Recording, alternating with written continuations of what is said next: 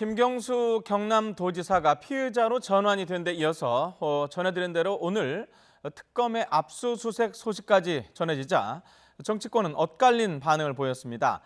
야권은 특검 수사가 늦게나마 본 궤도에 올랐다라고 평가했지만은 여당은 특검이 악의적인 여론몰이를 하고 있다라고 비판했습니다. 국회 연결해서 알아보겠습니다. 이종원 기자. 네, 국회입니다. 자, 자유한국당은 드루킹 특검 수사 기간을 연장을 해야 한다 이렇게 요구했다고요? 네, 한국당 김성태 원내대표는 드루킹 특검 수사가 늦게나마 본궤도를 향해 가고 있어 다행이라고 평가했습니다. 그러면서 김경수 지사가 대선 기간 드루킹에게서 재벌개혁과 개성공단 문제를 자문받을 정도로 관계가 긴밀했다는 점이 밝혀졌다며 특검의 수사 기간을 연장해 실체를 규명해야 한다고 강조했습니다. 김 원내대표는 또 김 지사뿐 아니라 백원우 청와대 민정비서관과 송인배 정무비서관의 드루킹 관련성도 반드시 따져봐야 한다고 주장했습니다. 바른미래당도 특검이 좌고우면하지 말고 흔들림 없는 자세로 수사해서 진실을 규명해야 한다고 촉구했습니다. 김관영 원내대표는 특검 수사가 지금부터 가장 힘든 도전과 실현의 시간이 올지 모른다며 정치권은 특검에 관한 정쟁을 멈추고 인내를 갖고 지켜봐야 한다고 강조했습니다. 반면 민주당은 불편한 속내를 숨기지 않았습니다.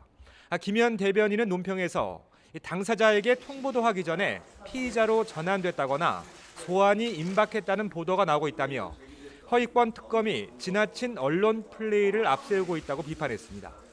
그러면서 이미 경찰 조사에서 충분히 소명했던 내용을 마치 새롭게 밝혀진 것처럼 반복해서 공개하는 것은 악의적인 여론몰이이며 마녀 사냥이라고 목소리를 높였는데요. 김 대변인은 한국당의 과거 여론조작 의혹 사건에 대한 검찰의 신속한 수사도 촉구했습니다. 네, 그리고 기무사 문건 이걸 놓고도 여야 간의 공방은 계속되고 있죠. 네, 민주당은 기무사 계엄령 문건이 내란 음모나 쿠데타가 아니라 위기계획 매뉴얼 정도로 본다는 한국당 김병준 비대위원장의 어제 발언을 문제 삼았습니다.